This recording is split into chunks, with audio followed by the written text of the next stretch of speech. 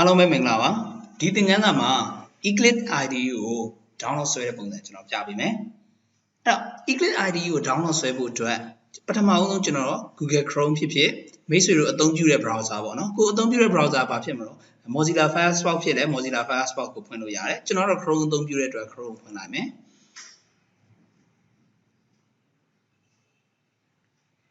ပြီးရင်ဒီ address bar မှာပေါ့နော် Google search မှာလည်းရိုက်ရှာလို့ရတယ်သို့တော်လည်းကျွန်တော် address bar မှာတိုက်ရိုက်ရှာလိုက်မယ်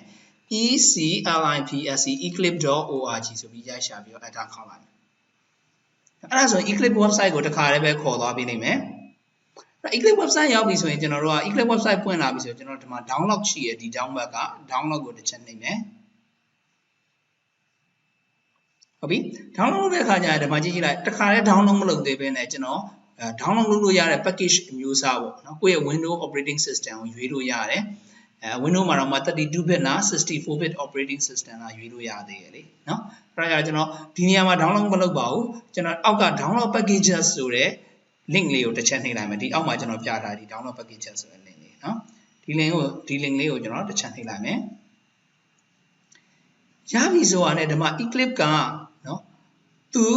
တခြား development တွေပေါ့နော် PHP development တွေပြီးရင်တခြား Java EE development တွေအတွက်လည်းကျွန်တော်တို့ကအသုံးပြုတယ်အဲ့တော့တခြား developer တွေကလည်းအသုံးပြုတယ် C++ developer တွေကလည်းအသုံးပြုတယ်ပေါ့နော်သို့တော့ကျွန်တော်တို့က Java SE ကိုလေ့လာမဲ့သူက Eclipse IDE for Java developers ဆိုတဲ့ Eclipse ကို download ဆွဲရမှာEclipse တွေက version အများကြီးပဲเนาะဘယ်ဟာကို download ဆွဲရမှာတော့ Eclipse IDE for Java developers ဆိုရတယ်တကယ်လို့မိတ်ဆွေက Eclipse ကိုเนาะ Java EE development မှာအသုံးပြုတယ် Java EE developer ဖြစ်တယ်ဆိုရင်မိတ်ဆွေ Java EE developer ဆိုရင် Java EE developer တွေကဘာသုံးတော့ Eclipse IDE for Java EE developer ဒီအောက်ကဟာကို download ဆွဲမှာပေါ့เนาะအခုကတော့ကျွန်တော်ကဘာပဲတော့ဒီဟာကိုပဲ download ဆွဲမယ်အဲ့တော့ Java EE developer အတွက် download ဆွဲလဲရတယ်ဗျအဲ့ဒါဆို SEO EE ရောသုံးလို့ရတယ်ဒါပေမဲ့ကျွန်တော်ကအခုလောလောဆယ်ဒီဟာပဲ download ဆွဲလိုက်မယ်နော်megabyte က site သေးတယ်ဗျ189 megabyte ပဲရှိရဲ့အဲ့မှာကိုယ့်ရဲ့ Windows operating system ကျွန်တော်တို့က Windows သမားဆိုတော့ Windows operating system ကိုကျွန်တော်တို့ကနော်ရွေးပေးရမယ် Windows မှာတော့32 bit နဲ့64 bit ဆိုပြီးတော့နှစ်မျိုးရှိတယ်အဲ့တော့ကိုယ့်ကွန်ပျူတာ32 bit လား64 bit လားဘယ်လိုကြည့်မလဲနော်အဲ့တော့ကျွန်တော်တို့ desktop ပေါ်သွားပြီးတော့ computer icon လေးကို right click နှိပ်ပါပြီးရင် property ကိုတစ်ချက်နှိပ်ပြီးတဲ့အခါကျရင်ဒီနေရာမှာကျွန်တော်ကဒီမှာကိုသုံးတဲ့ operating system ကျွန်တော်ဆို Windows 10 Enterprise ပေါ့နော်ပြီးရင်ကျွန်တော်အခုသွင်းထားတဲ့ Windows operating system type ကကြတော့ဘယ်လိုလဲဆိုရင်64 bit operating system နဲ့အဲ့တော့ကျွန်တော် download ဆွဲရမယ့်ဟာဒီ64 bit Eclipse ကို download ဆွဲရမယ်အဲ့တော့ကျွန်တော်ကဒီခုန website ကိုပဲပြန်သွားမယ် Eclipse IDE for Java developer 64 bit ကိုတစ်ချက်နှိပ်လိုက်မယ်သူ download ဆွဲဖို့အတွက်နောက်ထပ်စာမျက်နှာတစ်ခုထပ်ရောက်လာသွားနိုင်မယ်အဲ့ထပ်ကြလာတဲ့အခါကျတော့မှကျွန်တော်ဒီမှာ download ကိုတစ်ချက်နှိပ်ပြီးတော့ download ဆွဲပေးလိုက်ပါကျွန်တော်တို့ Chrome ကနေတစ်ခါတည်း download ဆွဲသွားနိုင်မယ်ဒီအောက်မှာကျွန်တော် download စဆွဲနေပြီပေါ့နော်အဲ့တော့ကိုယ့်ရဲ့ internet connection ပေါ်မှာမူတည်ပြီးတော့ internet speed ကောင်းတယ်ဆိုရင်တော့ခဏလေးနဲ့ပြီးနိုင်မယ် internet speed ကနှေးတယ်ဆိုရင်တော့နည်းနည်းကြာနိုင်တယ်ကျွန်တော်ဒီဗီဒီယိုလေးကိုခဏရပ်ထားမယ်ကျွန်တော် download ဆွဲပြီးတဲ့အခါမှာတော့ကျွန်တော်တစ်ချက်ထပ်ပြီးတော့နောက်တစ်ဆင့်ထပ်ပြပေးမယ်ဘာဆက်လုပ်ရမလဲပေါ့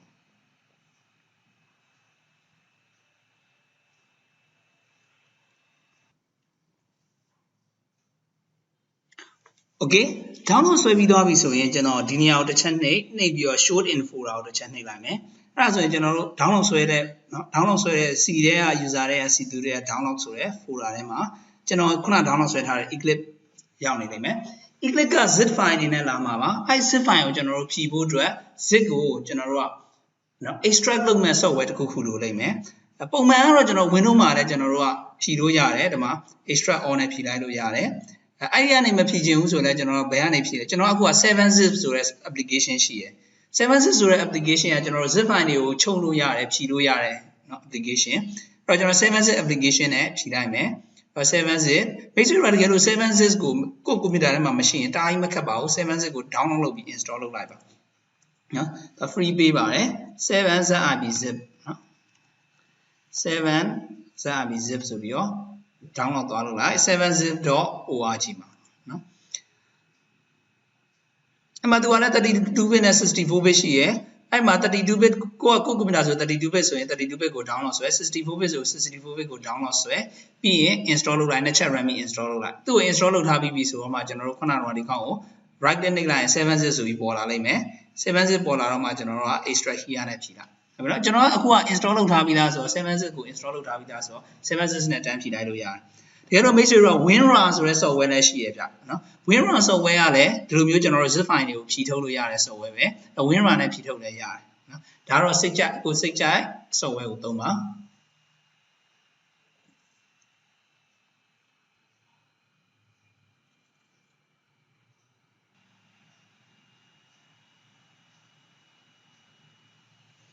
Okay စစ်ဖြည့်လို့ပြီးသွားပြီဆိုရင်တော့ကျွန်တော်ဒီမှာ Eclipse ဆိုတဲ့ folder တစ်ခုရောက်လာလိမ့်မယ်ဒီ Eclipse folder ကိုဖွင့်ပြီးတော့ဒီ eclipse.exe ကိုနှစ်ချက် run လိုက်တာနဲ့ရပြီဗျနော်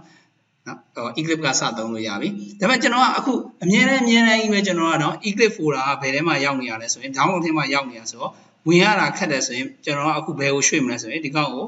cut လုပ်ပြီးတော့ဘယ်ကိုရွှေ့ထားမလဲဆိုရင်ကွန်ပျူတာ C ထဲမှာဝင်ချင်းနေရာမှာပေါ့နော် C drive ရဲ့ root folder လို့ခေါ်တယ်ဝင်ချင်း C drive ထဲဝင်လိုက်ဝင်ချင်းနေရာမှာ right click နှိပ်ပြီးတော့ paste ပြန်ချထားလိုက်မယ် Eclipse folder ဟုတ်နော်ပြီးတဲ့အခါကျကျွန်တော်ဒီထဲကိုဝင်ပြီးတော့ Eclipse ကိုနှစ်ချက်မ run ကျင်တဲ့အတွက်ဒီ eclipse.exe ကိုကျွန်တော်တို့ရဲ့ desktop ပေါ်မှာ shortcut ကလေးထားကျင်တာဖြစ်တဲ့အတွက် right click နှိပ် send to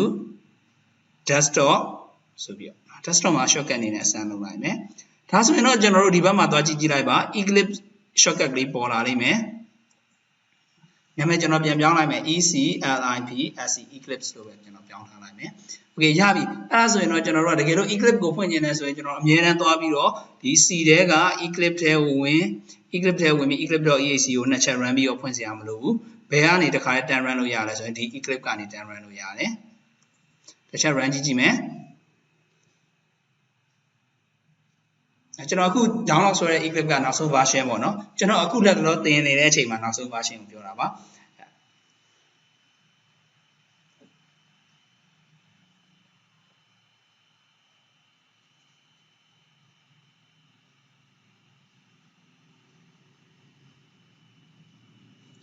အမှ workspace ရွေးခိုင်းနေဆိုရင်မိတ်ဆွေတို့ကဒီနေရာမှာ तू ကတော့ default အနေနဲ့ပေါ့နော် C ထဲက user တွေက C2 ဆိုတဲ့ folder ထဲမှာ C2 ကဒါကျွန်တော် user name နာမည်ပေါ့နော် C2 လို့ကျွန်တော်နာမည်ပေးထားလို့အဲ့ဒီထဲမှာကျွန်တော် Eclipse workspace တခုသွားစောင့်လိုက်မယ်ဒါမှမဟုတ်ဘူးတခြားနေရာမှာမိတ်ဆွေတို့က workspace စောင့်ချင်တယ်ဆိုရင်ဒီမှာ browse ကနေနှိပ်ပြီးတော့D ထဲမှာစောင့်ချင်တယ်ဆိုကျွန်တော်တို့ကဒီကနေ D ကိုရွေးပေးလို့ရတယ်ဒီထဲမှာ folder တစ်ခုကြိုက်တဲ့ folder တစ်ခုစောက်ပေါ့နော်စောက်ပြီးရွေးပေးလို့ရတယ်အခုလောလောဆယ်ဒီ workspace စောက်တာကိုကျွန်တော်မပြသေးဘူးအခုဒီကောင်က Eclipse ဖွင့်လို့ရပြီဆိုရင်ကျွန်တော်ကရပြီကျွန်တော် cancel ပြန်လုပ်လိုက်မယ်ပြန်ပိတ်လိုက်တော့မယ် Eclipse ကိုအားလုံးပဲအဆင်ပြေကြပါစေ